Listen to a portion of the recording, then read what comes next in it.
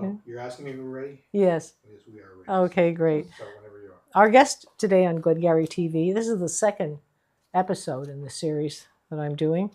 We're interviewing Eleanor McGrath from Springfield Farm, and that's southeast, Eleanor? Well, yes.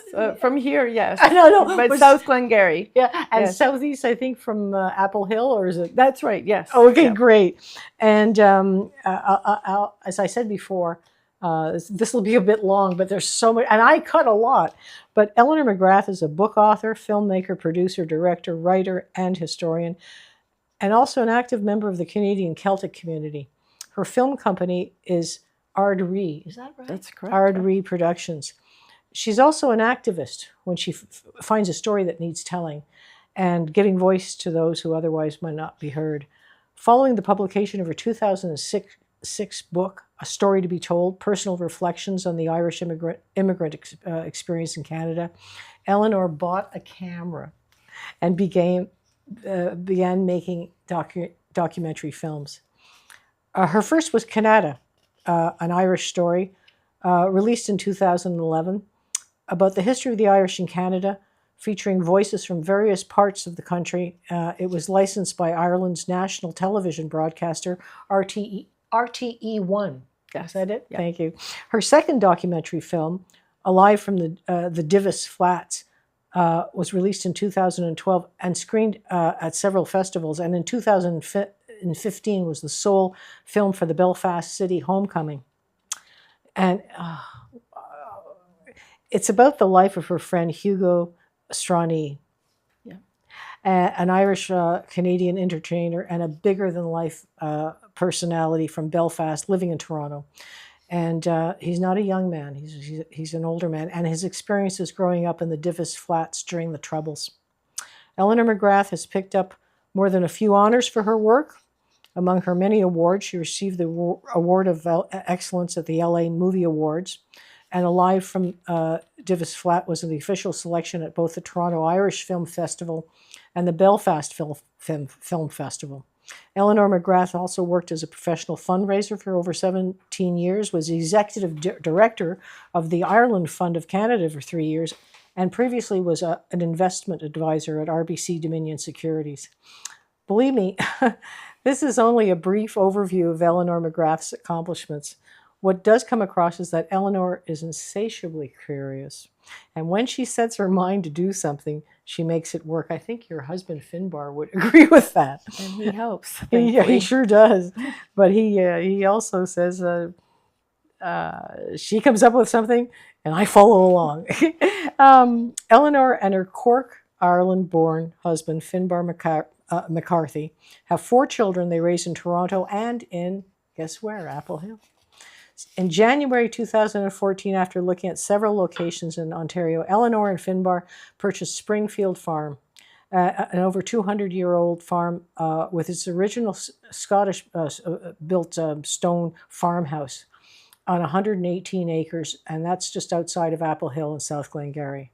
It was a working farm that had passed down through generations of the same MacDonnell family, and that's MacDonnell with double N and double L. Until 1940. And since 2014, Eleanor and Finbar have revitalized the bicentennial farm, including restoring its century-old barn and granary. They have brought new life to picturesque old Springfield, and today its land produces organic maple syrup, honey, market vegetables, and garlic. Visitors are invited to come and see the farm and even stay in a yurt. That's a Mongolian yurt, eh? Well, it's a stylized one. And it's so beautifully all Canadian made. Oh, it is, and it's so beautifully appointed because I saw it online, and I'd love to stay Margaret, there. come and stay. I'd love to.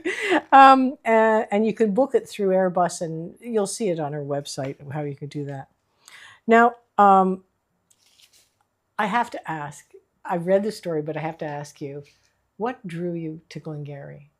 Oh, all right. Well, thank you for a very kind introduction. And it's sort of like, wow, I forget that we've gone through all these things. But I would say Glengarry is actually grounding a lot of my activities, Margaret. Like, I think I hit 60 this year. Oh, unbelievable. Yeah, no, I'm proud of it. And it's really you start to really reflect. And when we used to come here all the time, like I grew up going through Cornwall because my grandparents lived in New England and New Hampshire. So I hate to say it to Cornwallians, but it was always hold your nose Oh, I and remember. go over the bridge and, Yeah. you know, all that stuff. And then my sister Irene moved here after university. She went to St. FX and with her first husband. And then it's well over 27 years, I think now, 28 years ago, her and Bruce Roundpoint and bought a house. Well, they did the development at Arrowhead, which is in Long Sault, and then through several transformations ended up in Apple Hill, and we were always visiting. So when you're 6 people showing up, I mean, we're from a big family. I'm the oldest of 8. Irene's number 2.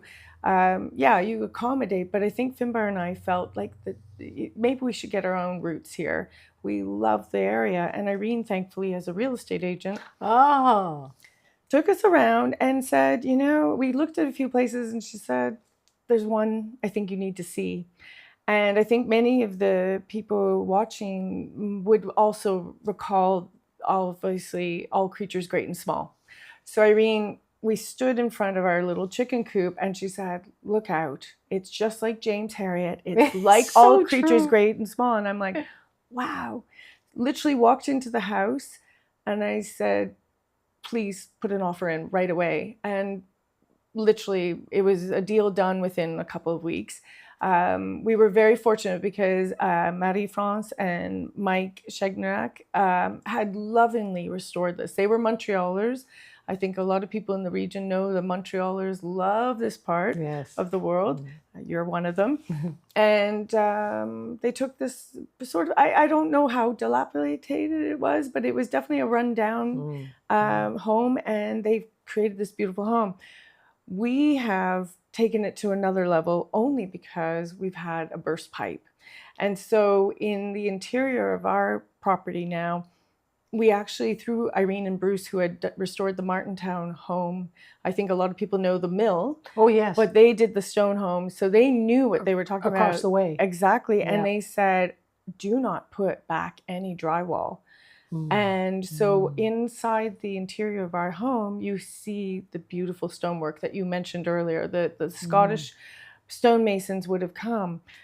And funny enough, on this, not to timeline date this, but August 16th and 17th of this year, we will be participating in Doors Open. And so we welcome visitors from wherever they want to come from, whether it's Ottawa, Montreal, and they will come and have a chance to walk through the house. Oh, I've never been in that house. I'm so curious. Please come. And I apologize. It's a very long answer to Glengarry question, but I think there's something magical about the property. I don't want to sound corny, but when something has been so lived in, let's start with the initial, probably original structures around 1790. It's like what we would see in Ireland or Scotland, one level, stone cottage. You can imagine the family had maybe a couple of animals that came in, whether they were pigs or whatever. And I always imagine as a mother, as a housewife, saying, okay, I can't do it anymore. I need bigger. So the main part of our property that you see from the road is 1820s. So the initial back end, which we always enter as almost our front door, is 1790s or thereabouts. And the front is a 2-story Loyalist architecture. So it's actually... Is that log? No. They continued with stone. Stone. And that's why, so when you were describing the MacDonnell, the 2 N's, 2 L's family, and it was literally in that family up until I think it's around 1940s, late 40s. They love that property. The barns, you can see the pride of place, and I hope that we are returning that. You are. But I will want to add a funny thing. As I mentioned, I'm the oldest of 8. My baby sister, Kate, did a bit of that genealogy thing that everyone likes to do. And we always knew Granny, my father's mother, was Margaret McLeod. And in this region, of course, McLeods are everywhere. But she was Port Huron, Michigan, and she had met my grandfather that I never met, and they married in Sarnia. So just thought American. No, her ancestors arrived here in the 1790s from Scotland, from the Isle of Skye, and are buried in Laggan, Of course. St. Columba's, across from Mike McGilvery. Yes, So of course. Mike is, funny enough, a friend, and I remember saying this to Mike, and he said, "You know what? Wouldn't surprise me if we're related." I've like been cousins. told, Anne McGilvery told me that she's pretty certain that there's a connection. There's a Okay. cairn there that was erected. I don't remember now because it was a long time ago, but it was maybe 30, maybe 40 years ago, and it commemorates the MacLeod immigrants from the Isle of Skye. Okay. And many of those people trace their ancestry back to the Isle of Skye.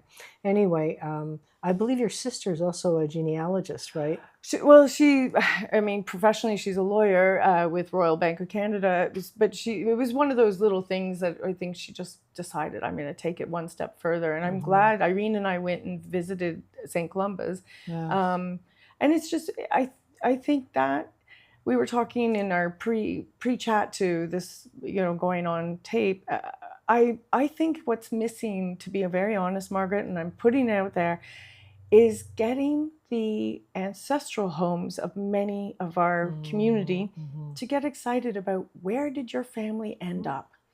And having interviewed, as you mentioned, so many people for my book and then for my films, it's always actually kind of sad when I do know that a lot of people emigrate to this country, and it's almost like, depending on what time or how much money, a lot of them never go back. Nor equally do a lot of people come and visit. And I have attended funerals with Finbar where the family member will say, gosh, I wish we had come while my sister was alive. And I think that's the same for Scottish people or Irish people. Why not discover where your distant family member went? Because I think they're going to see the beauty of this place. They're going to, it's so vibrant. The culture is amazing. I mean, we really are trilingual, obviously Mohawk, French and English, but that English could even be Scots Gaelic or it can be Irish.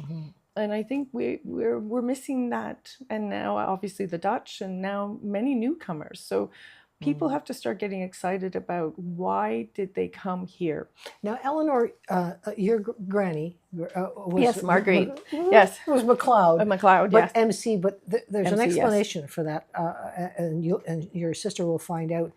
The MacLeods from, for instance, St. Columba Presbyterian Church, they were MCs. And I believe it was in the 1920s, I'll be corrected on this, a minister came and he says, no, you have to change your name to MacLeod, M-A-C. Okay. However, in the south, in South Glengarry, there are all these MacLeods, many of them related, right, to the ones in Kirkhill, Laggan, Glenelg Road, but they're MCs. Like our great strongman, Roddy MacLeod, he's an MC. I'd like to go over, again, to get back to this, you asking your father once, well, our name, I'll pronounce it, McGrath. Why is it's not pronounced that way?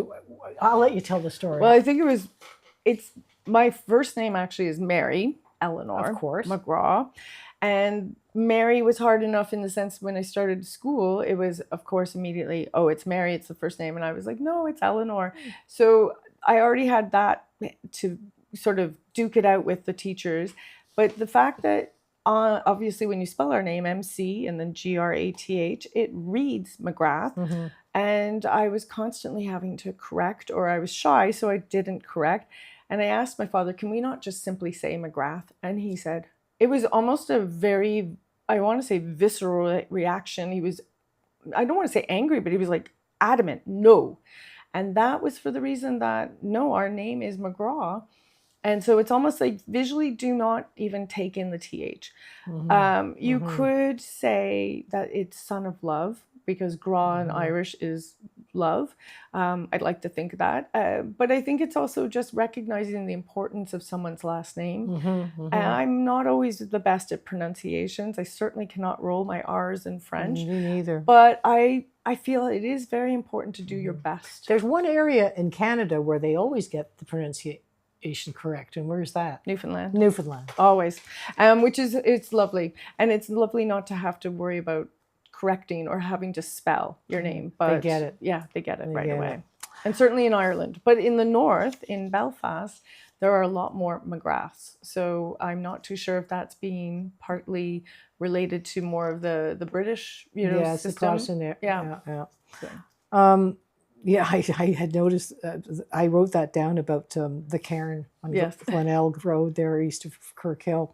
You've seen that cairn? no, No. I'm going to put this on my bucket list of what we're going to do over the weekend. Because we Yes, can drive around. That's another thing. You can get so focused, as you know, Margaret, in your work or in farming, and you miss so much. Like even Finbar and I will sometimes say, let's just like go drive Le Village in Cornwall. Mm-hmm. What an amazing sense of history. Yeah. You've got this incredible street, Montreal Road, where unlike Pitt Street, which sadly there was fires, there was a lot of destruction, there was a lot of lack of historical, interest. Demolition. Exactly. Whereas Montreal Road is more of a true picture of that community in that time. And I feel like now that we're starting to be more reflective, we hopefully will protect that so that that main street always looks the way it should. Just like here in Alexandria, the main street is beautiful. You get a sense of this is what this little community looked like at one point. There was a fight here. Dane Lankin, who you may have heard of, Anna McGarrigle's husband, and Anna too, and a number of people had to fight to keep the train station. They were going to demolish that and just forget about it. Now, all the original moldings and different parts of the building are still in storage in the back half of that. There was a wonderful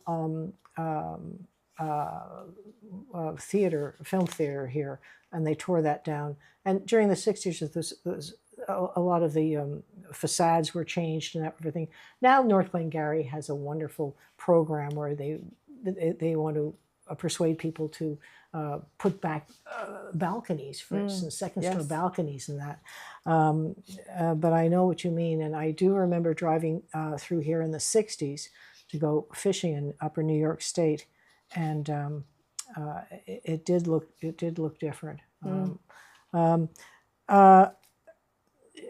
want to get back to Springfield because I can't my favorite subject, as my kids say. I can't believe how beautiful it is too, and we have to mention that the Baudette River runs through it.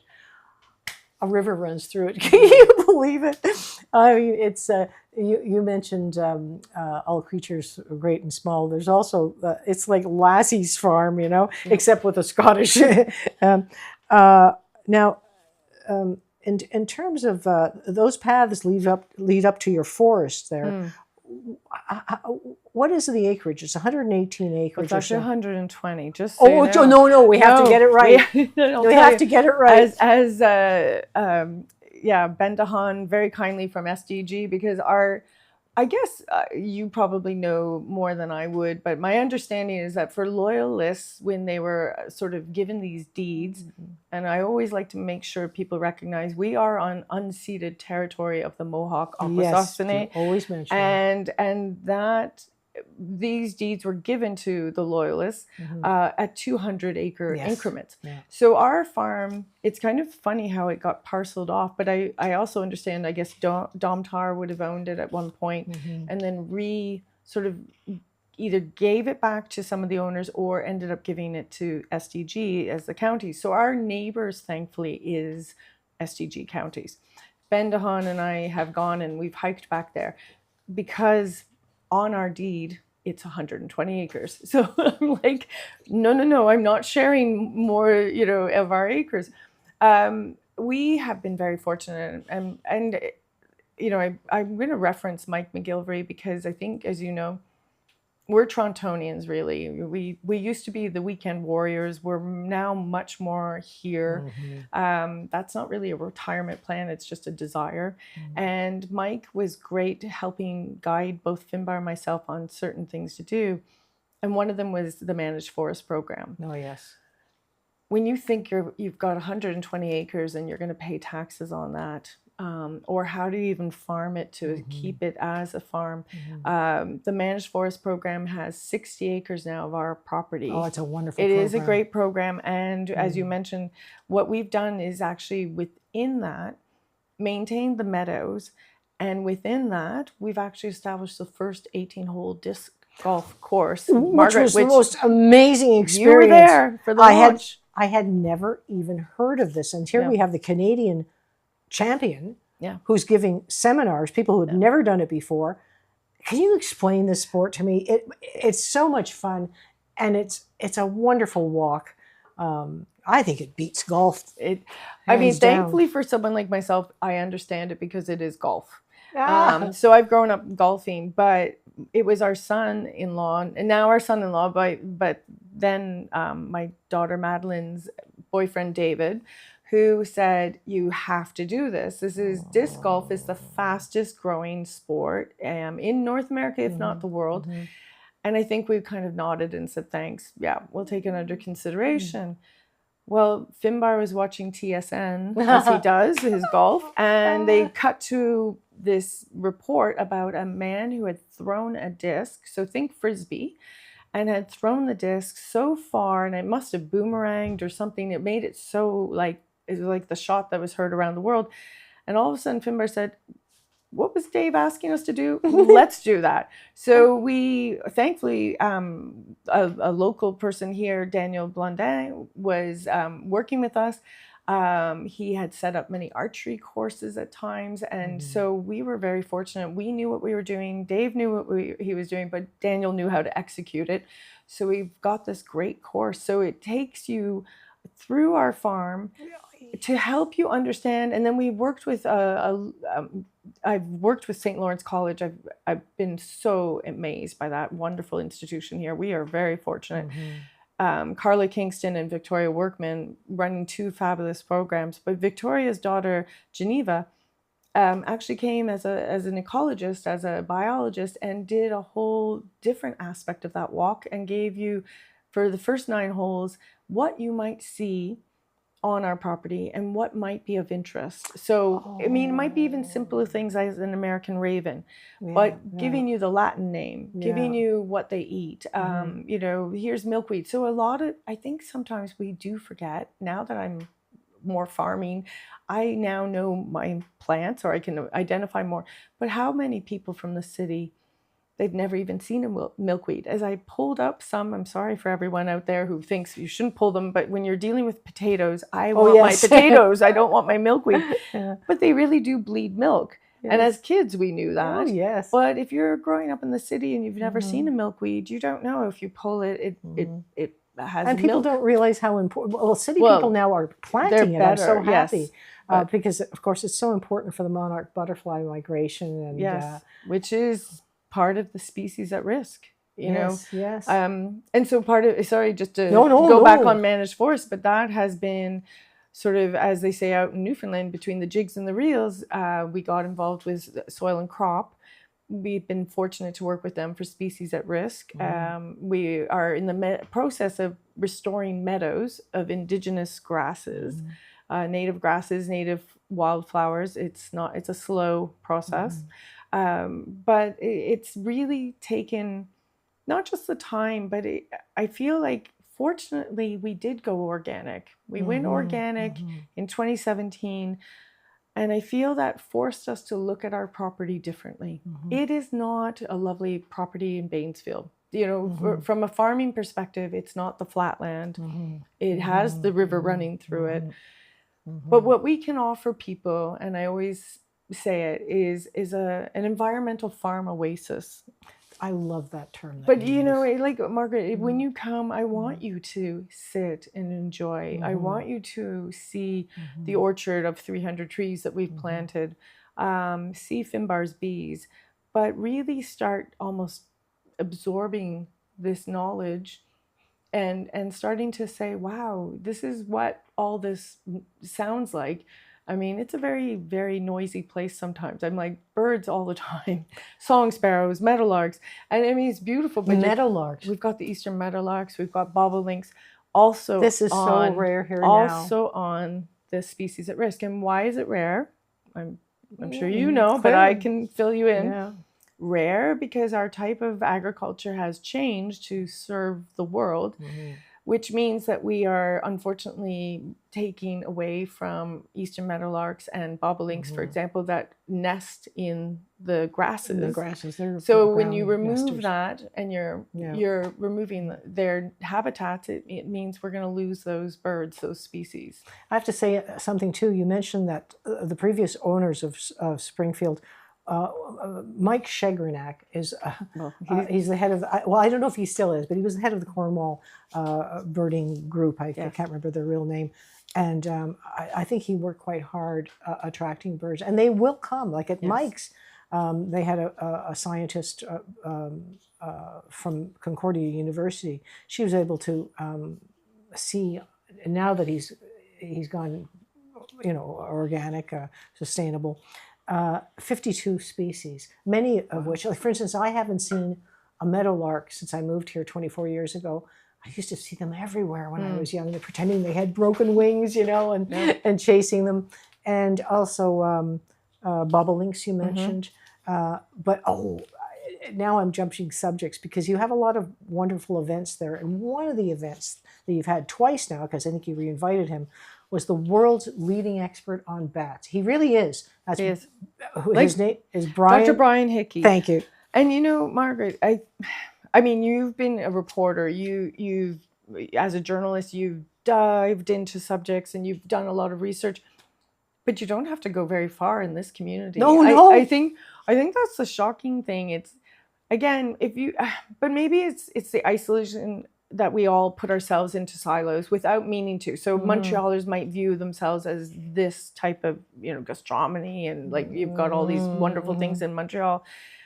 And Toronto might just say we're the biggest and the best city, Bay Street, etc. But I think equally this region can put itself in that same category and say we are offering environmentalists. I mean, there was two brothers, I forgive me, I can't remember their name, but when you talk about ornithology, they did a book a few years ago and basically said Cornwall, or this region, is the best birding. We are a migratory path. So we're seeing things that are not being seen in Toronto. They're not worrying about having lights on or buildings that are going to destroy the poor birds as they fly. But Brian Hickey, I would think possibly one of the most humble people. Oh, yes. And yet, and you watch him and engaging, and people, like we had our most recent event, we had a great little 5-year-old guy with mom and dad, and then everyone else was adults and not elderly, but I'm probably in that category now as a senior. But it was a real spectrum. But the greatest thing was this cute little guy wore his Batman shirt, and all I could hear was, "This is the best night ever." And I was like, "Oh, this is great." 4 bats were tagged. Great. Listen. This is a small brown bat, right? Not the small. This was the large, and the. So we have a nice, healthy community living in our house. Oh, you're so lucky. But it cracks me up because everyone says we should get a bat box. I'm like, of course we have bat box, but why would you move out of the lovely stone house and into a bat box when you've got all the nice comforts? We just learned to live with them. Yeah. He dispelled a lot of myths. He talked about the rabies vaccine. I mean, a lot of things that are out there in the media. And here he was super safe with his 4 students. They were fabulous young women. I just feel here you've got the River Institute, you've got the Raisin Region, you've got South Nation. You've got young people that are engaged in this community, and I don't think we talk enough about them. That's my feeling. And his program, as of a few years ago, he had installed 150 bat houses. And the way it works is that you ask, you get in line, and he brings students with him, and they erect a pole, and they bring some guava, to spice it up so bats will be attracted. And I'll just tell you now that when I first moved to Laheel Hamlet, which, by the way, Daniel Blondin lives across the street from me. He's a neighbor, if I remember. He's a neighbor. Yes.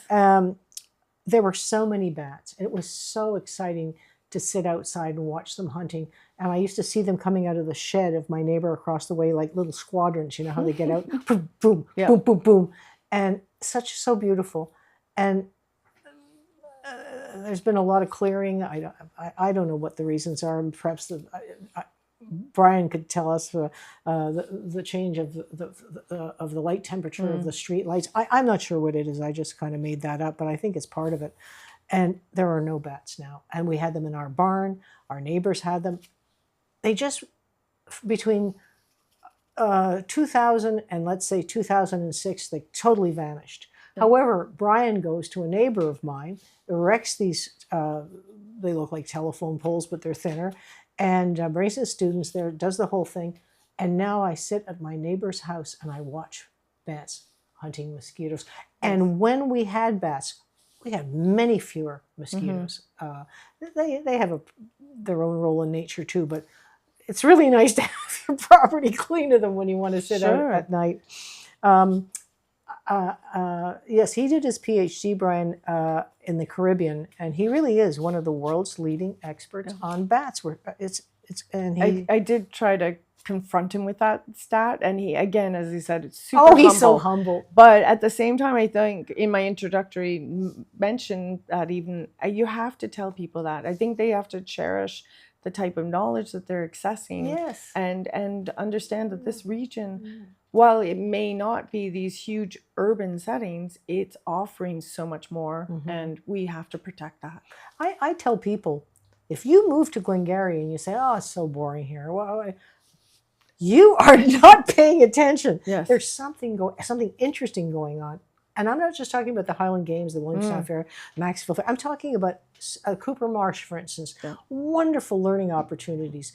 It's the perfect place to have a family. I agree. And every single weekend, and during the week too, there's always something planned, always something going on. I want to ask, the last time I was at your farm, do you still have that area? I think you do. That's for pollinate wild species, wildflowers, weeds, what have you.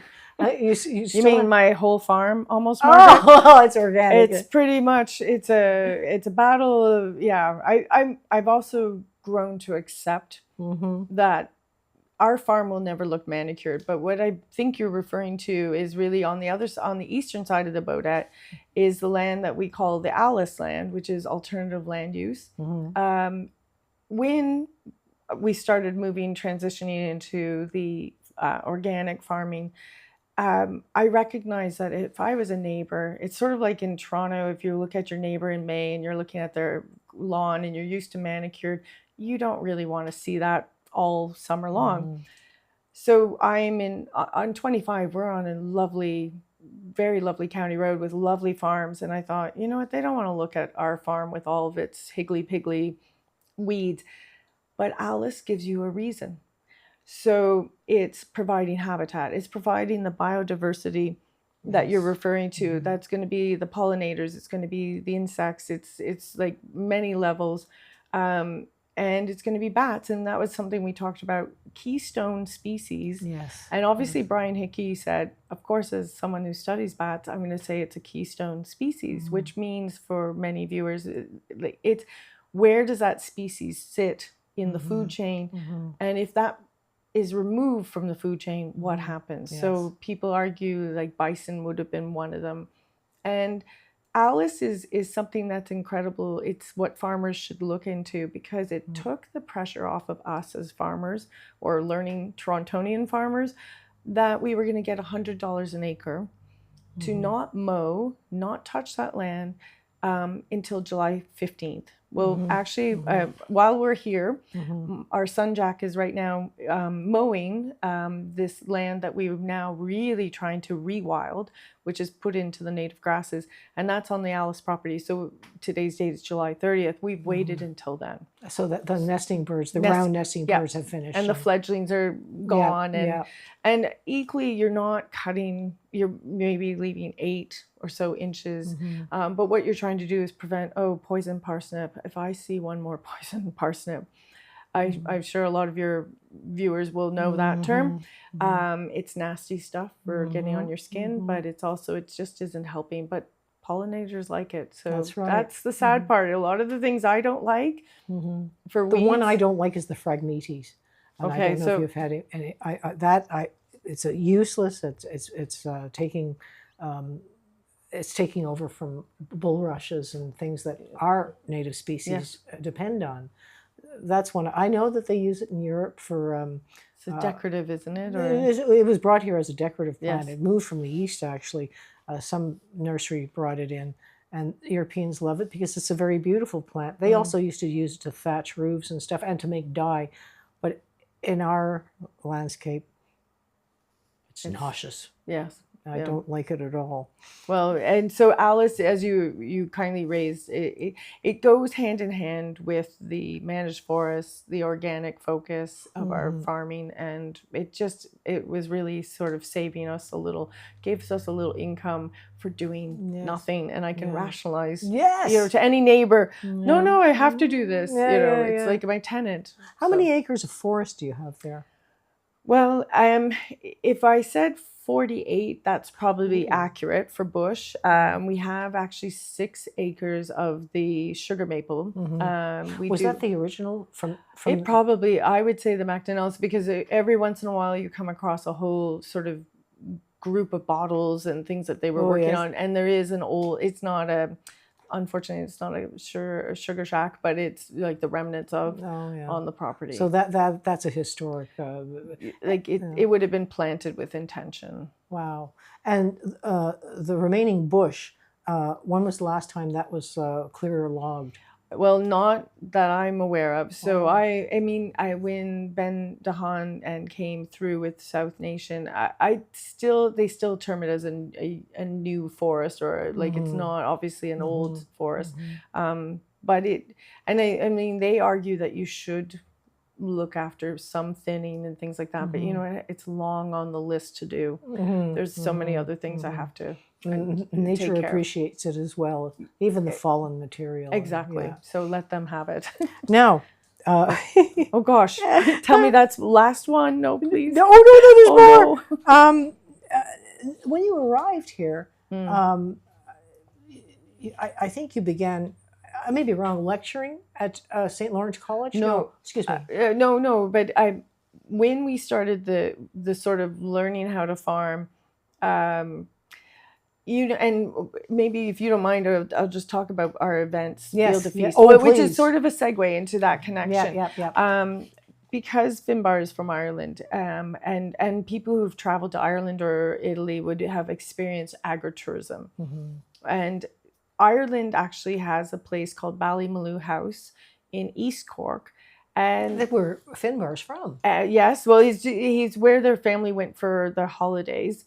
It's a beautiful place called Ballycotton, but in Ballymaloo House, which is not far away, this Quaker family had owned, it's a beautiful estate, but in the 50s, it would have just been like a big old rambly house.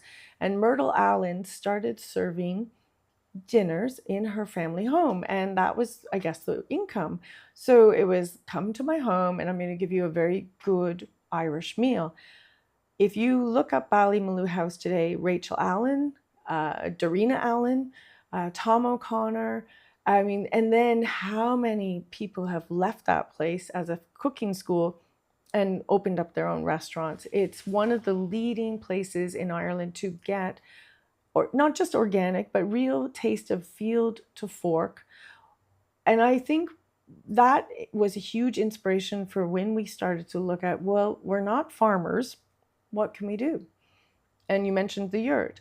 That was after my daughter and her husband, now husband Dave, traveled in Holland and stayed in a tent literally next to the barn of the horse stables.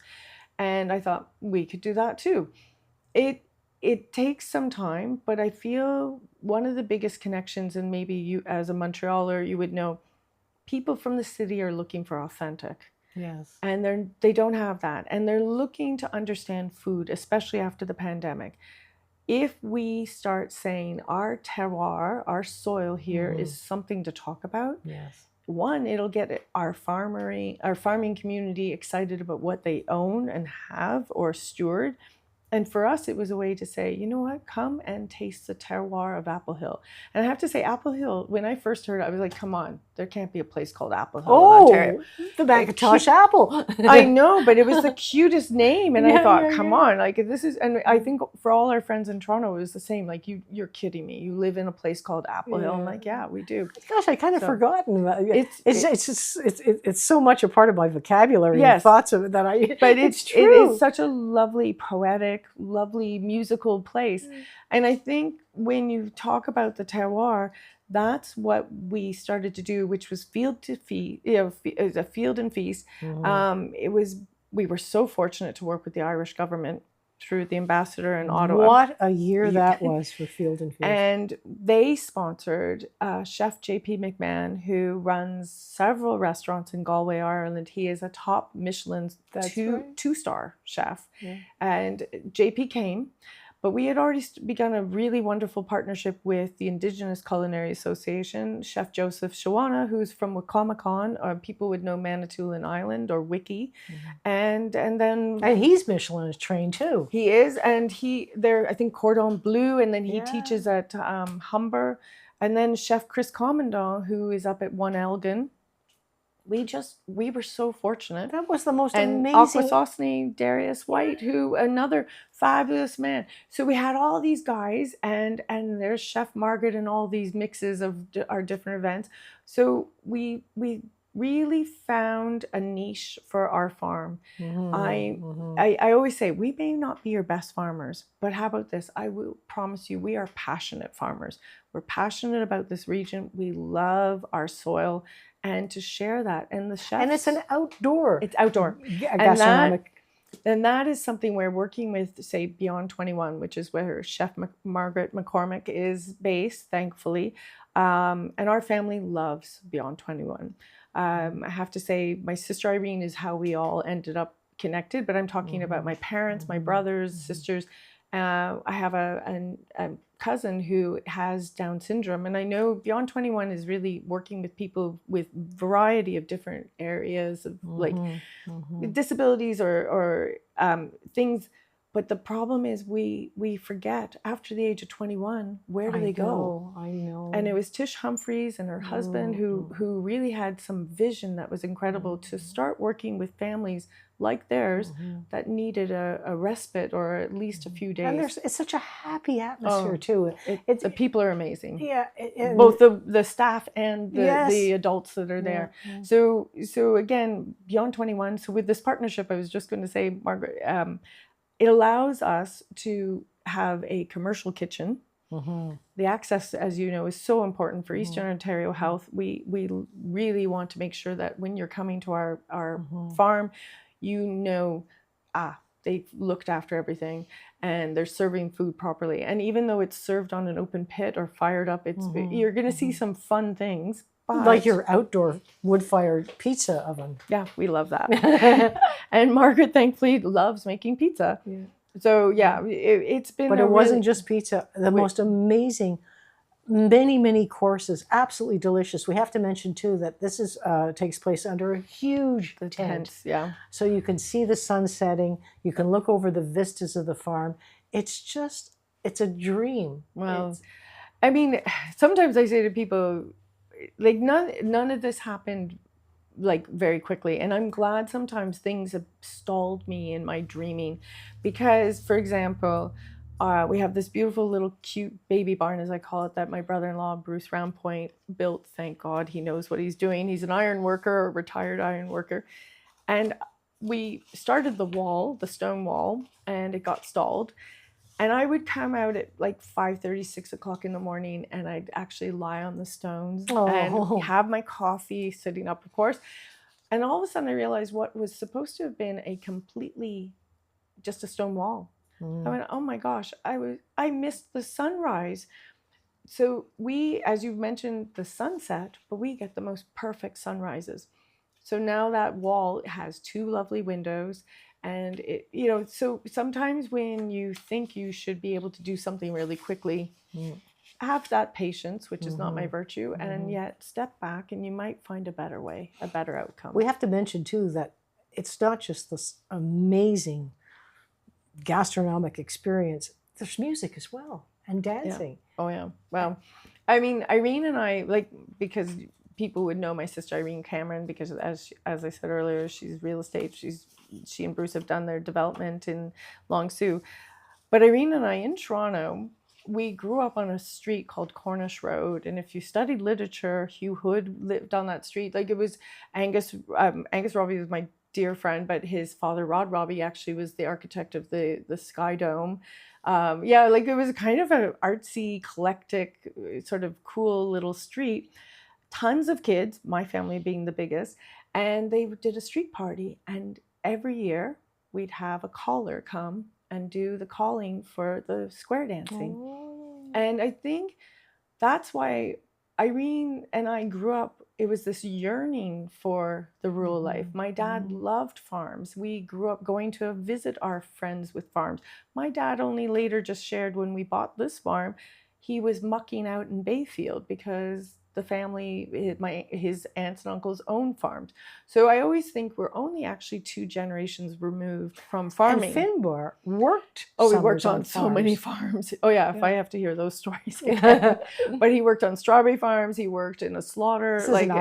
Yeah. So I feel it was destiny, but at the same time, we know what people are looking for because we were looking for it, and that was the music. And I think, having also done fundraising, you know, Margaret, I'm going to actually throw this at you, but I want to say, I bet you're an introvert. Even though people might say, oh, Margaret, you're so comfortable talking. I bet in some ways you love just getting a book and reading. Well, my high school friends always say you're the most sociable loner in the world. There you go.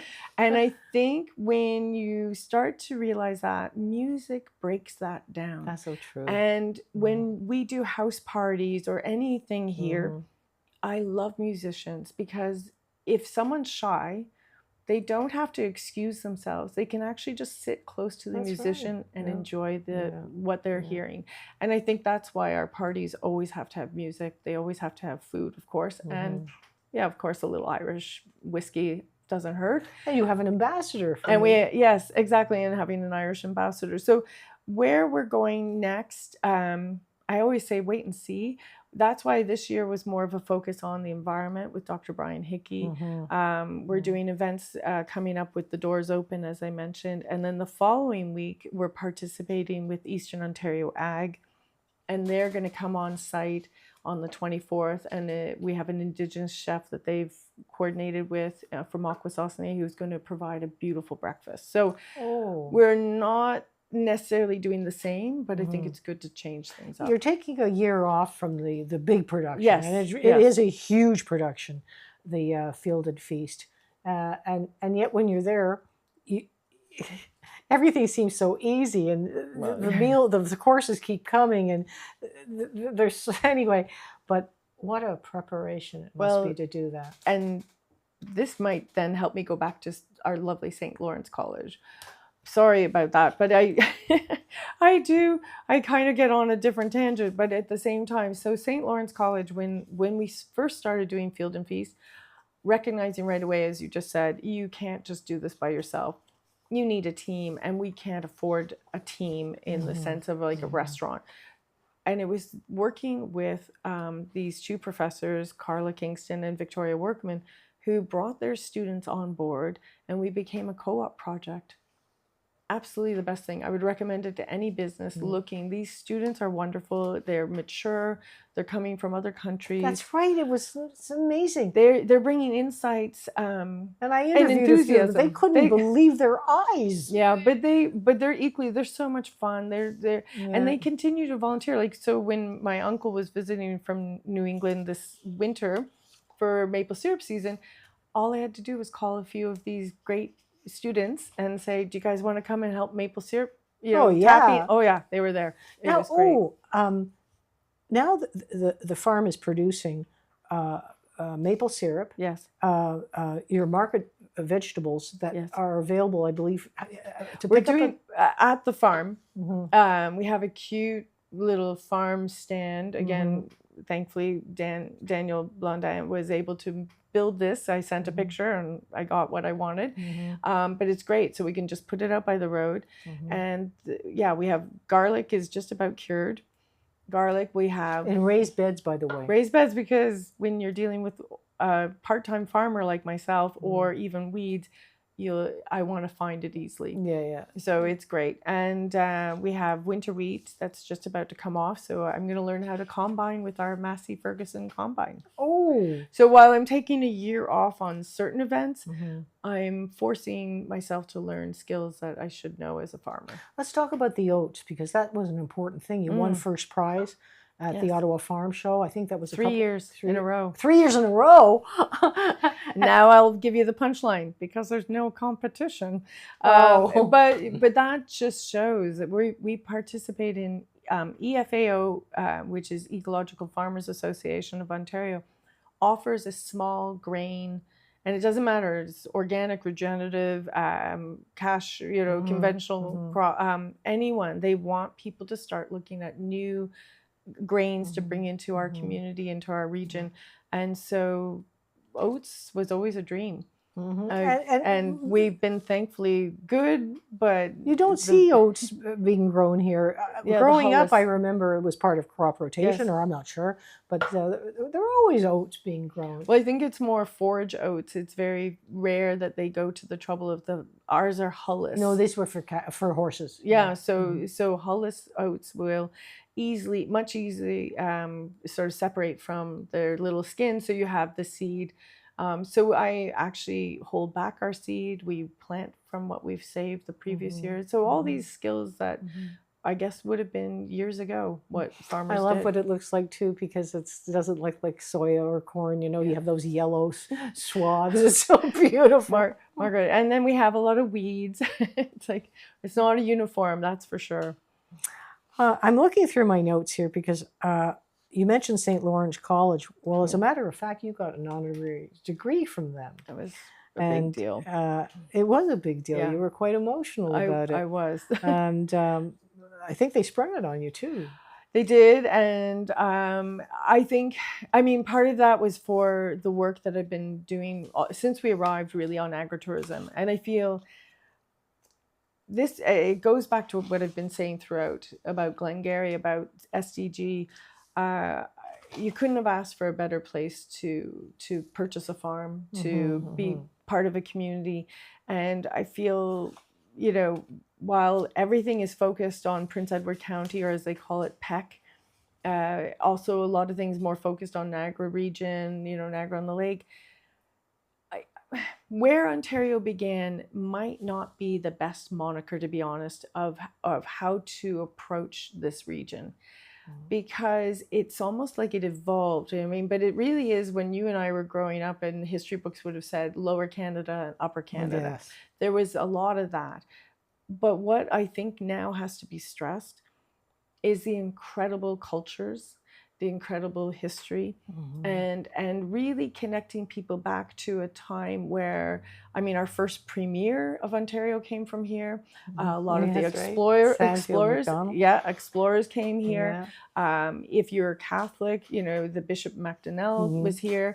St. Andrews, the ruins, and also St. Andrews West. We actually this year had a couple stay in our yurt. And why were they here? For 3 days, because every day they plan to go and travel another part of our region and learn the history. They said, we grew up in Burlington and had never heard of this region and couldn't believe the history. So agritourism is not just for the agriculture. It's allowing people to come in, maybe wanting to see a farm, participate in a farm activity, or eat a field to feast type experience. But I think it's encompassing a region. Like, I also have said to people, why don't we make our region a heritage, period? I'm not talking about your house or a building. If this region almost became identified with how unique it is. It's got the Loyalists. It's had Fenian raids. It's like you just start listing all these things. The immigrations from Scotland, the boats coming over, the MacLeods. Exactly, and I mean, I was at a meeting today in the Power Dam, the Saunders Power Dam Center, and that has a mixed feelings for me, as it would for anyone who was in that Lost Villages sort of community. Yes. That just is again like going to Newfoundland and seeing people resettled through the Joey Smallwood. We are not maybe promoting enough what we need to for agritourism, and so yes, it was a lovely honor, and it was I wasn't expecting something like that, but sometimes it's almost too heavy of a weight. I feel like, oh gosh, like I've got to keep going, but I think that's what our farm does, and my Aunt Cynthia, who's my godmother, said it last year. She said, stop promoting, Eleanor. They're going to find you. Oh. And she, like, I've already booked her trip. She's coming next month or this, in about 2 weeks. She loves coming here. And Granny was her mother. So for her, it's returning to the roots. And the fact that it's how do I describe that? It's contiguous. There are people here whose ancestors came from Scotland or from the Mohawk Valley as Loyalists. Yes. And the same families, the same farms, the same names. It's a big.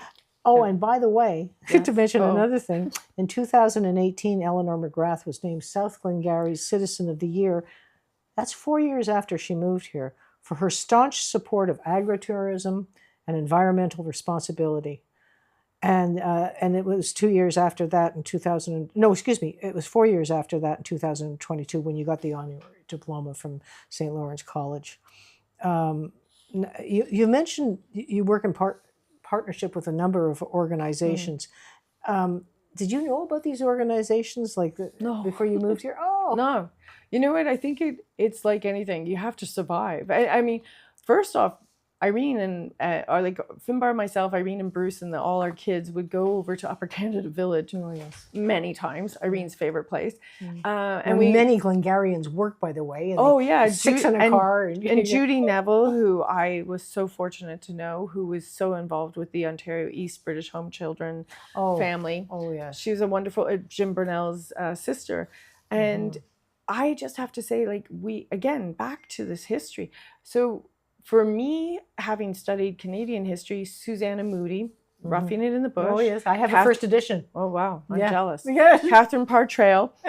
And Irene gave me Catherine Partrail's book because it has incredible recipes. So we actually have a stone, in our stone kitchen, we now have a traditional wood fire oven stove, to which my father then said, you know that they've discovered electricity. And I was like, okay, Dad. But I love the fact that I had to learn how to cook and bake. And as I guess the early settlers would have, Bruce loves coming over, throwing the toast on top of the stove and having it that way. So only out of necessity, and thankfully with Irene and Bruce being here, did we meet the right people. People like Mike McGilvery, who then put us in touch with Canadian Organics, who put us in touch with Growing Eastern Ontario Organically, a transition program. It's just continues. I think, sure, you could come and move into a community like this and no one's forcing you to get involved. You could probably farm, you would do fine. But I also want to mention someone really special, and that's Remy Sauvé. And Remy, a lot of people would know, is at Roy's. And one time we had a GM car and it needed to be fixed. This is like when we had first moved here. I show up and I'm like, hi, can you help me? And he's like, sure. They fixed it. It was a small thing. And I'm like, what do I owe you? And as a Torontonian, you're expecting like $300 bill. Yeah. No, nothing. And I came back and I said to Finbar, if we need to buy a car again, we should be going to Roy's. Yes. And that's community. And Remy is a face with his family at your fielded feasts. Oh yeah. And then we have Sylviane and we have her son Alec who have continued. Yeah. I mean, those people make the community, but then we also have our dear friends at Kubota. Love those guys. Oh yes. Oh well, let's talk about that. Yes. The support for Baldwin House. The last time I was there, yes. Phil the tractor Yes. And I stole that idea, as probably everyone who listens to Boom in Cornwall knows. They do this annual Stuff the Bus. Mhm. And I thought, And we why? do stuff like, I don't know if it's they have a container truck Okay. for the St. Vincent de Paul. So- The same so thing with the similar police concept. there. And I thought, well, Baldwin House again, I think it's such a tough subject to talk about any trafficking of humans or sex trafficking. You just don't want to think about it. And I just thought there was something about the organization, and I thought, wow, you're doing work that's necessary, sadly, and at the same time you're offering hope. And so we thought, you know what? While we're not necessarily writing a check, how do we get this out there? How do we promote? And in our community, you wouldn't necessarily go down Cornwall and see it. So that Stuff the Tractor, and that's what I love about going to Kubota in Green Valley is they're like, sure. It's almost like Eleanor's got a new idea. Come along. It's an important initiative as well, because this is the corridor coming from actually from the Maritimes, and Cornwall is a conduit, and Baldwin House is, and also a similar organization in Hawkesbury that does such good work too. But that impressed me. But Margaret, I'm sure I shouldn't turn this on to you, but to interview you. But I also feel like that's again the depth of the richness of the community. It shows how, and I'm sure you've seen it when you're out there, people find a need and they say, how do I help? And we're members of Soil and Crop here, Glengarry. Again, people like Paul Vogel and Linda, who has Agri News, like we're so fortunate these people are continuing to push. You just farming. had your meeting, I think. We did last night. Love to get to go to Tim's and hang out and listen. I mean, again, it's more like I just love listening to all these people talking shop because they're big farmers. They're serious farmers out here, and they're making a difference. Because your children are still in school, some of them. Almost off the payroll, all of them. What? Well, they're in like the post-secondary. So Anya's our youngest, and I'm going to go visit her now in Montreal. She's at McGill. And she's in year 2, finishing up year 2. So she's been doing some summer research projects. So entering year 3. But Alana's just back from England. So with her master's, she's almost finished that. Are they still doing Irish dancing? No, but you saw they grew out of that. They did, but what a wonderful time. It was a lovely time going to feshes and things like that. So yeah. I'm starting. You're just like Mike McGilvery. You just carry this so beautifully. I just loved listening to. It was well, you've made it easy. I have to say, I was very anxious. No! The kids said, "Oh, Margaret, no. I'm usually the person behind the camera and taking the photos or interviewing people. So it's usually. But it was you. I have to say, when you asked, I'd do it. Well, thank you for saying that. As you know, I'm not expert in this at all, and I avoided it when I was at Loyola. I didn't ever think that I'd ever be in front of the camera because I was always behind one. Right. Thankfully, it's you. I'd like to talk a little bit about your books. Okay. Because that's what started it all, I think, with a story to be told. Yeah. Well, if I back up, like even you come out of any degree or any diploma and nothing gives you a job. And when I graduated in '89, there was no jobs, and I had English and philosophy, not a English career. and history. Okay, so no career. So you have to just adapt. You have to get jobs. You have to work. And so after fundraising for the Ireland Fund of Canada, I had just had Anya. I decided that's it. I'm going to take a break from fundraising. And it was William C. Smith, as he's formerly known, Smitty, as we all knew him, the photographer that we all hired. He did all the events. And he said, Eleanor, how are we going to work together? And I said, what are you thinking? And he said, there's a book, and it was about emigration of people from County Clare around the world. I'm trying to remember the name. It's not coming back to me. However, he showed it to me, and I thought, we can do that. And so out of that was born A Story to Be Told.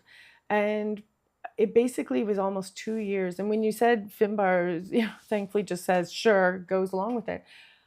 I mean, Anya was tiny. She was 3 years old. This was in 2006. We started, and then it publishes. And at the same time, I feel if I hadn't had someone like Finbar supporting these crazy ideas and projects, but equally my kids, and they put up with me going on weekends, traveling to, like, I went to all these different places. And so I'd go up to Barrie, and one family would host about 20 other people. And so I'd just sit and do 20 interviews. And you were working with, at that time, a tape recorder?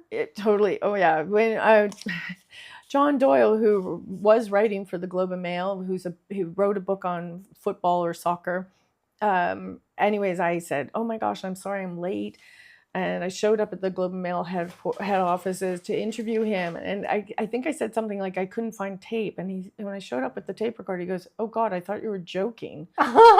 Because everyone was obviously moved on to something digital. Yeah. And I was using tapes. Yeah. So I used them late too. Oh, well, you know what? It was what I could afford. Yeah. But at night, when my kids were doing their homework, I'd sit at the dining room table and literally pull out the tape recorder, pull out the tape of the whatever interview I was working on, and I'd play it forward, play you were it transcribing back. It by hand. Totally.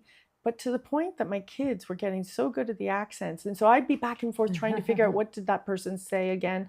And my kids would be yelling out, he said this, Mom. And I'm like, oh, okay, sorry.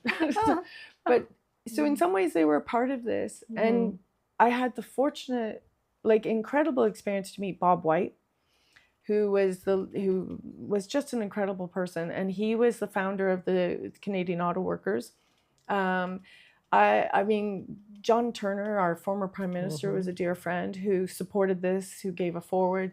Dr. Garrett Fitzgerald was so in Ireland it's called the Taoiseach, and he was the former Taoiseach. So he and John Turner both offered a forward for the book, and so I feel I've been really blessed by people just being open, because sometimes, Margaret, and I'm sure you think this too, I don't know if I would tell you a lot, but I had people share stories. Some are not in the book, because I always said, you get comfortable and you start, the person starts, telling you something, and I'd always say, tell me if this is in the book or not. Stop. Because we have to honor them. Totally. And their ultimate privacy. Totally. And there's two very difficult stories here. One was Steve Whelan, who the Artane schoolboys, and basically describes literally hand picking the grass. They'd get the 800 boys out of this orphanage in Dublin and hand pick the grass with the brothers sort of behind them, probably kicking them, tough stuff. And he was in there. Why? Because he pulled a pop gun on a friend at school and ends up in jail. His mother had left, his grandmother was raising him. He was an incredible human. And then Philomena McCarthy, who had never spoken about her experience. So if you've seen the movie Philomena, just by chance she shares that same name, but Philomena was raised in the Magdalen laundries. So her mother had been raped by the farmer where she was placed, and has Philomena. And then the nuns say, well, you've got to leave. So Philomena stays in the orphanage that they're running in Clonakilty, Ireland, which is County Cork. And her mother goes away, and that is the last you hear about it. And here was Philomena sharing with me the first time this story of yearning, of longing, of a terrible childhood, and her best friend, they were like sisters, even though of course they weren't related. And her best friend one day calling her when she was about 30 or 40, saying, Philomena, your mother is alive. And all of a sudden, as Philomena says, and she ends up in my film Canada, as Philomena says, all these years I had always said to God, I just want 1 minute to see her again. And she said, I went to Wales, which is where her mother had gone. And the nuns had told her mother had died. And she says that was good, because then she didn't question, like her friends, why hasn't my parent come back for me, my mother? But all of a sudden to see your mother, she said, I couldn't ask any of the questions of the why. I just had to have that moment with her. And you're just like, I get emotional. We don't realize the suffering sometimes. And it looked good. It looked like a good service. It looked like these young women deserved it. I worked for Rosalie Hall, which was run by the Sisters of the Misericordia in Toronto, and that was for single mothers. And we've come a long way. We really have. And you did some very good work for the home children as well. And that was just another chance thing. But you were just walking down George Street. In Toronto, I shouldn't have been walking down George Street. That's pretty tough street. It's the worst. It's probably one of the most marginalized streets now in our city. Seton House, which is for homeless men. It's for men that need care. It's not just a home shelter. And this house was begging to be looked at. And I thought, wow, I know this house from this architecture book that I was reading at the time by Eric Arthur, who was a famous professor at U of T. And in fact, did a whole comprehensive book on barns. Oh, yes. And so he had written this book, and I thought, wow. And I went home and I looked at what the sign said: for sale, land value only. And in Toronto, that just basically means, hi, we're going to raise it and build a condo. I contacted the city. I contacted everyone I know, John Turner, David Miller, the mayor at that time, all these people. And I said, you can't let this go. This is like part of our history. And only in that did I all of a sudden find out the name of that building, 295 George Street, was called the Fegan Home for the Distribution of Boys. And I'm like, what? Wait a second. That's Walmart. That's Amazon. That's a distribution center. What are you talking about? Children. And that began this journey. At first I thought, I'll do the story about the building.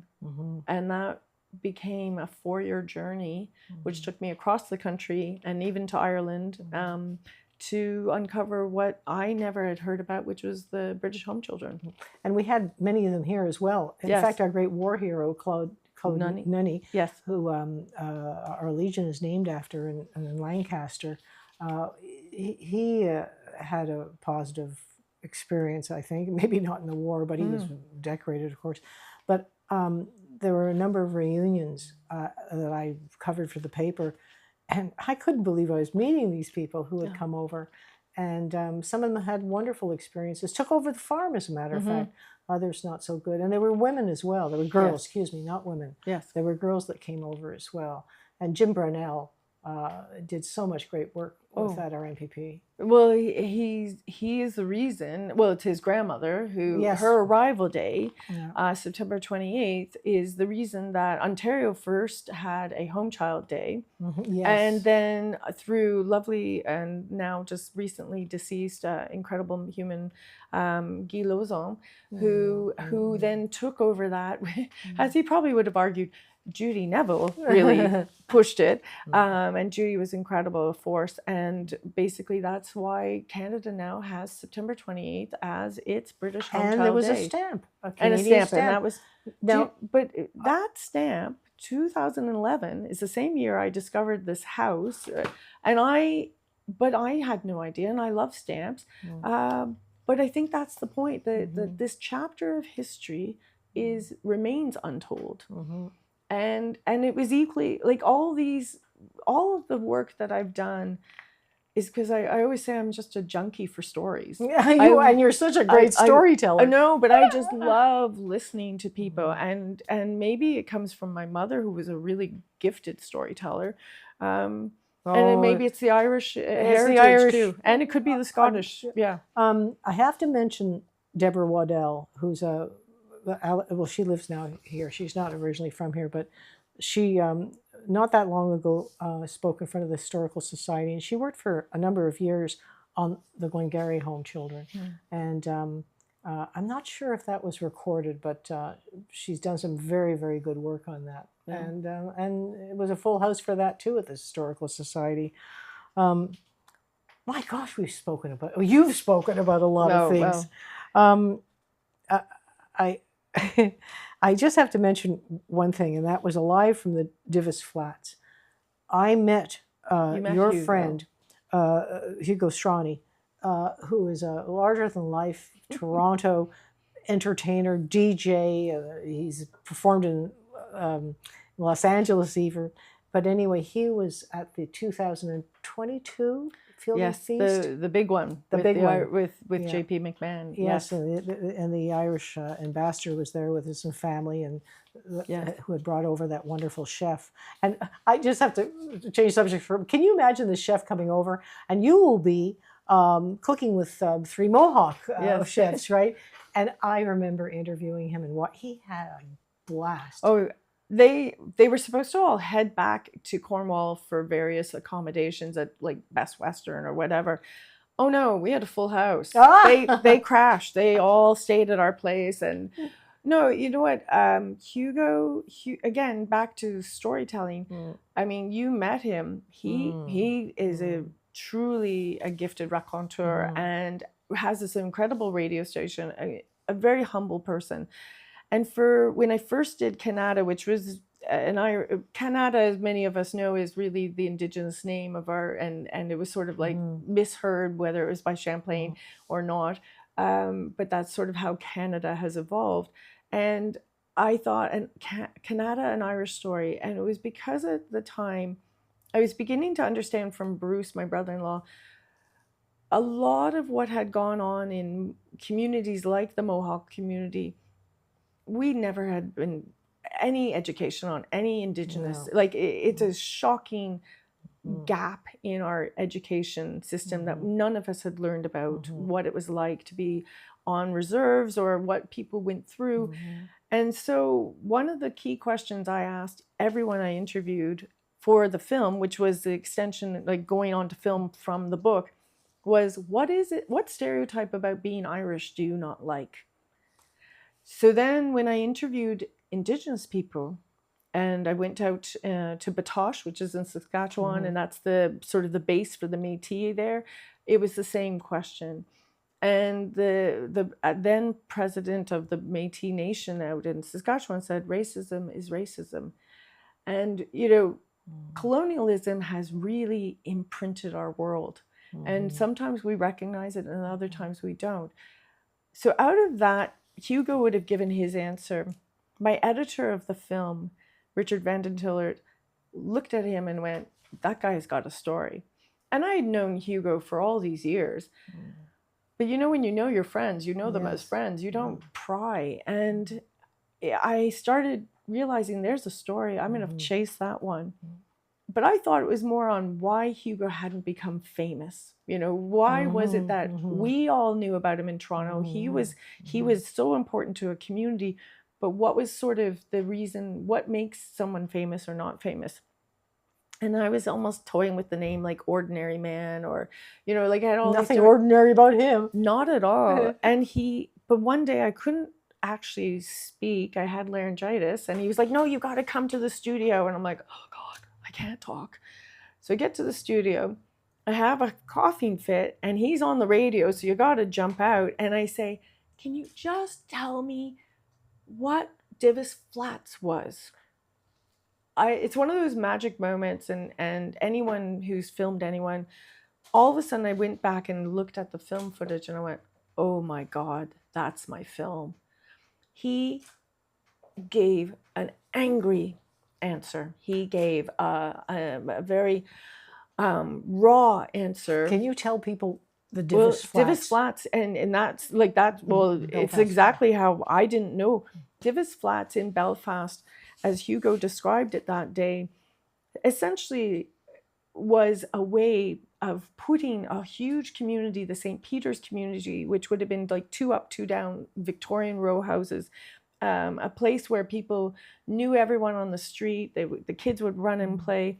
If you've seen the recent movie Belfast by Kenneth Branagh, you have a sense of what that was. But all of a sudden, the Catholic community, at the encouragement of the Catholic Church, in this little area, was taken out of those old houses and put into Divis Flats, which was a monstrosity. It's basically concrete blocks. And as was described by Hugo and another man, Jim Geddes, who grew up in that sort of area, I mean, basically it was molding. The lifts never worked. His grandmother was walking up 8 or 10 That sounds like floors. American tenements. It was true tenement housing. And by 1995, so it goes up in 68, 69, and 1995, it's all demolished except for one tower. And he lived there during the Troubles. Totally during the Troubles. And as he describes it in this visceral account, basically it's like move all the Catholics into one area and make it easy for all the Protestants to go after them. You know, The parades. the parades, it was Bloody Sunday. And I think the beauty of Canada for anyone coming from Belfast is that you start to see the human side of people. You put away the sectarian violence, you put away the bigotry, and you start having friends that are both Protestant and Catholic. And, you know, and I think that's what comes out Because here of our this St. movie. Patrick's Day is no longer a Catholic holiday. It's everybody's Irish. Everyone's St. Irish on St. Patrick's Day. But I think it's more recognizing that what was going on during the Troubles was extremely violent, unnecessary, and colonialism really was the reason for that. And how do you rectify 800 years of history? And the sad part was lives were lost. So Jim Geddes, who was a In friend, horrible ways. well, Jim Geddes's brother Stephen was killed at he was the same age as I am, born in 65. So in 1975 in Divis Flats, the soldier came in. There had been something had gone on, and the British soldiers were all in this tenement housing. I don't think they really call it tenement housing, but it had that same sort of lack of regard. You know, people just treated that community with indifference.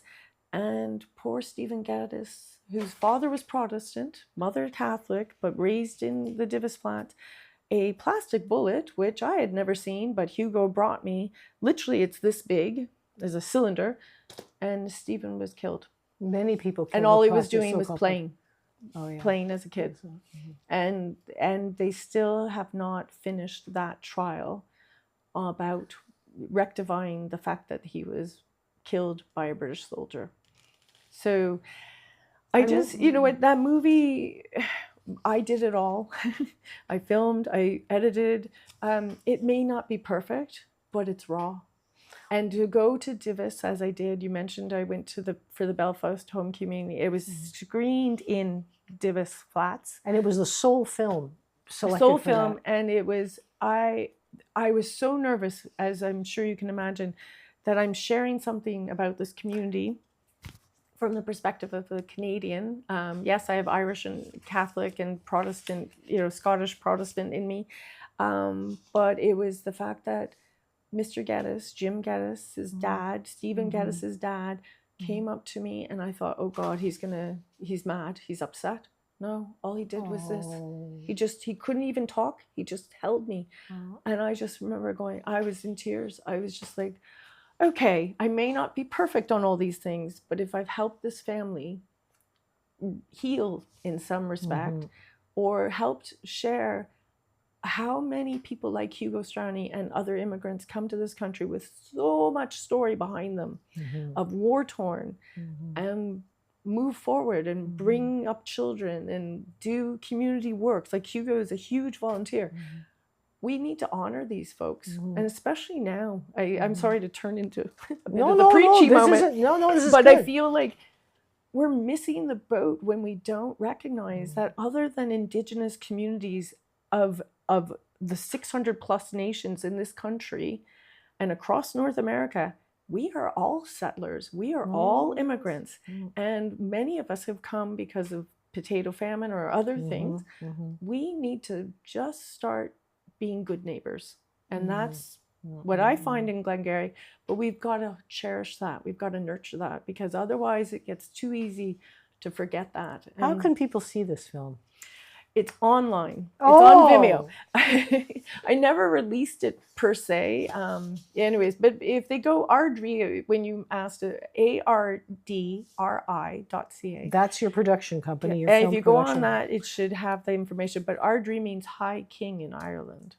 So that's Yes, what it yes, has a yeah. nice. That was. I just want to say again, it's called Alive from the Divis Flats, and Divis is Divis, and released in 2012. I think you will find it, and if you Google Eleanor McGrath, MC McGrath. Yes, Excuse pronunciation, me. but the Thank spelling you. was McGrath. You're right. Yeah, well, it's Yeah. not the right pronunciation. You will chance on it, and you'll also see many articles on Eleanor in Celtic Life, which is an international online magazine, and many other things as well. Oh, and before I go too far, what is the website for your farm? For Springfield? Okay. I wish it was short and easy, but it's not. It's the www Springfield Farm Organics, so plural, .ca. And there's another thing. I believe that you have cross-country skiing in the winter. We do, and I have a billion of snowshoes. I love snowshoeing. Oh, I love snowshoeing. So yeah, no, we have that. We have the disc golf. We just please come out and visit our farm. Like I invite people because it's the only way to really show you what is this region and about. it's such a wonderful experience. I've seen people during that tournament. Frisbee, they were just in awe. They were looking around. Yeah. Also, you have to realize it's not a flat farm, right? There's an elevation. The paths are just beautiful, and then all of a sudden it'll open up into a meadow. It's absolutely beautiful. Well, that was the thing. By creating this, we accessed farmland that we weren't, which was the meadow was there. Yeah. It was a traditional meadow. It was mapped out in our managed forest plan. But Margaret, you know how you just don't go over that hill or dale. Yes. And all of a sudden it was like, wow, this is actually an old orchard. So the meadow's there, but I'm firmly now of the mindset that those orchard trees that are there were planted. And what I do is I didn't mention this before, so I hope you don't mind, but I actually save the pips. And I've got 30 trees growing in our larger orchard that are from these heritage trees. It goes fast. Johnny Appleseed. I know. Well, I'm sure you know, but maybe people don't realize there's like over 6,000 varieties of apples. Well, I didn't know that. Okay, it's a crazy number.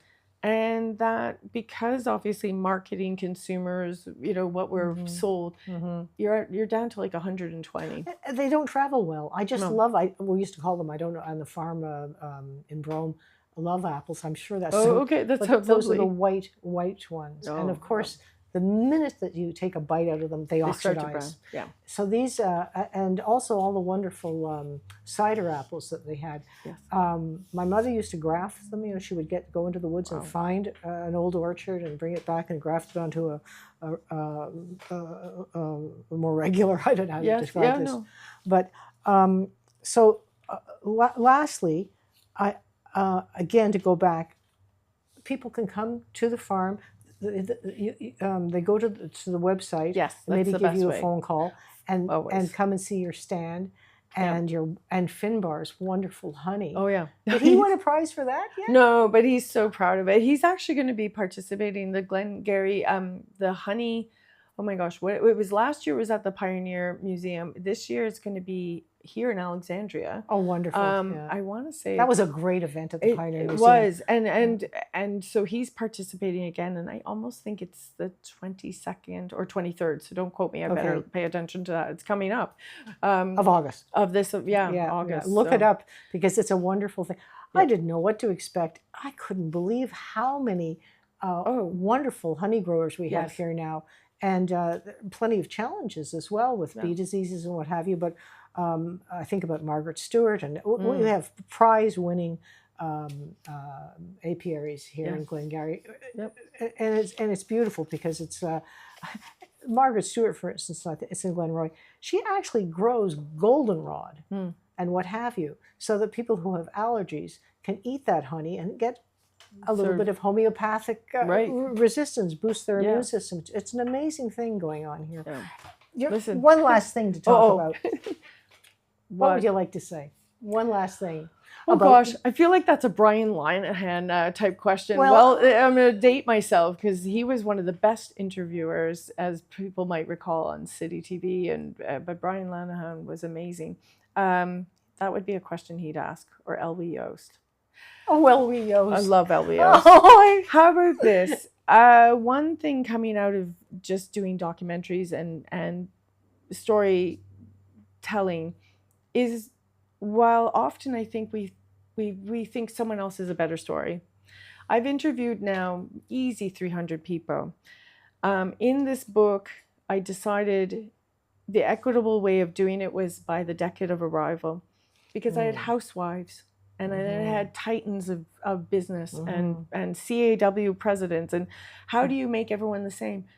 And that is what is important, is to remember, whether your children are interested now or your grandchildren, write that story down. so true. Or if it's easy, I mean, thank God for Siri now. You can speak Yes. into the phone. Yeah. But I think people don't realize we're at a time where you and I have met people who would have been born in the 19th century, lived through the 20th century. We're now in the 21st century.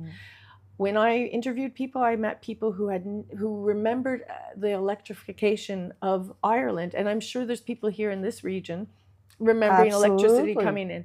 You are a touchstone to what once was. I think this is important, what you're accomplishing and Alain is accomplishing by doing this, is you're helping people remember what it was once like, but who made the fabric. And I'm stealing from some of the people who've spoken to me in interviews. So that's what I would like to encourage people. Write it down. Don't think someone else has a better story. It's your story. It's important. That's so good. And let's talk about Ron Lajoie with Écrire ma vie, write your life, or anyway. So many wonderful histories have come from that, simply by getting people in and saying, you can do this. Also, with the digital, with our cell phones, we can record our grandparents. Yeah. And that's a wonderful way to end it. Well, Margaret, I have to say thank you so much. I thank you for coming The in. moment I met you, and Finbar, we met you, and you came out to the farm, and you were just like a breath of fresh air. You were fun, enthusiastic, and we've enjoyed every year. You've documented so much going on, so thank you. And to a journalist like yourself, I'll take that hug. Thank you so much. This was so beautiful. That was great. Thank you so much. And I want you to sign that book. Okay, for me. I will sign it for you. Yes. Okay. And the book we're talking about, which is a pretty famous book now in Canada, it's A Story to be Told, and personal reflections on the Irish immigrant experience in Canada, which was what Eleanor was talking about with these interviews. And your photographer was William C. Smith. It was my friend Smitty, and yeah. Oh my goodness! Oh my goodness! Margaret's Uween and I, it just really, we don't realize it was such simple history. And I hate to say it, you've been flipping through pages. Aidan Tracy's gone. My friend Maureen Connolly's gone. Frank O'Brien. I can tell you now how many people have passed away that were in this book, and this is only in the past 15 years that we've lost so many people. And that's why it is important to document now. So true. So, will you sign this for me later? I will happily sign it. Thanks, Margaret. Thank you so much. That was lovely. Thank you. Great. Oh, thank you. thanks to the man behind the screen. Yes. With the headphones on.